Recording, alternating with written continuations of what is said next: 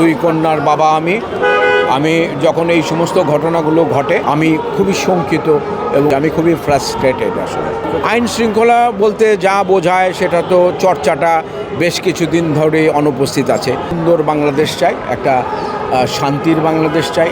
সেখানে নারী যদি নিরাপত্তাহীনতায় ভোগে, শিশু যদি নিরাপত্তাহীনতায় ভোগে এবং যে সেক্সুয়াল অ্যাবিউজমেন্ট যেগুলো হচ্ছে, যে ধর্ষণ হচ্ছে, এটা অত্যন্ত অমানবিক, এটা ভয়ানক একটা বিষয় সমাজের জন্যে।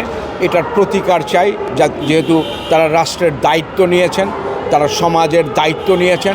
সেই জায়গা থেকে আইন যদি কঠোর না করা হয়, যদি শাস্তির দৃষ্টান্তমূলক শাস্তির ব্যবস্থা করা না হয়, তাহলে তো এটার কোনো কিছুই সুরাহা হবে না। আমার দুই কন্যা আছে, আমার দুই কন্যার বাবা আমি যখন এই সমস্ত ঘটনাগুলো ঘটে তখন বাবা হিসাবে আমি অত্যন্ত লজ্জিত হই, এই কারণে যে যাদের সাথে এই ঘটনাগুলো ঘটছে তারাও তো কারো সন্তান।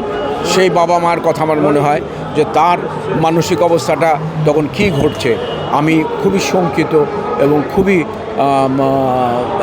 বিভ্রান্তভাবে দিন যাপন করছি। আমি খুবই ফ্রাস্ট্রেটেড। আসলে আইন শৃঙ্খলা বলতে যা বোঝায় সেটা তো চর্চাটা বেশ কিছুদিন ধরে অনুপস্থিত আছে।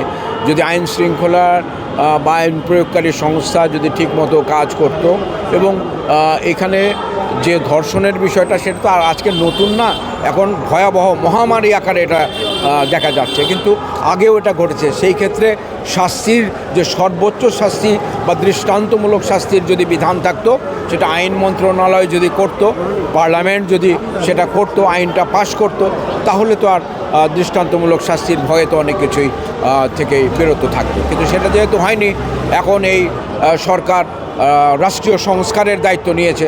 তারা আমাদেরকে যে স্লোগানটি বলেছিল, রাষ্ট্র সংস্কারের কাজ চলছে। তো রাষ্ট্র সংস্কারের মধ্যে যদি সামাজিক নিরাপত্তা, যদি পারিবারিক নিরাপত্তা, আইন শৃঙ্খলার নিরাপত্তা যদি না থাকে, তাহলে আর অন্য সংস্কার করে কী লাভ হবে? আমাদের তাদের প্রতি আমাদের সমবেদনা এবং সহানুভূতি প্রকাশ করা ছাড়া আমাদের কিছু করার নাই। এটা রাষ্ট্রীয় বিষয়, রাষ্ট্রের তাদের পাশে দাঁড়ানো দরকার।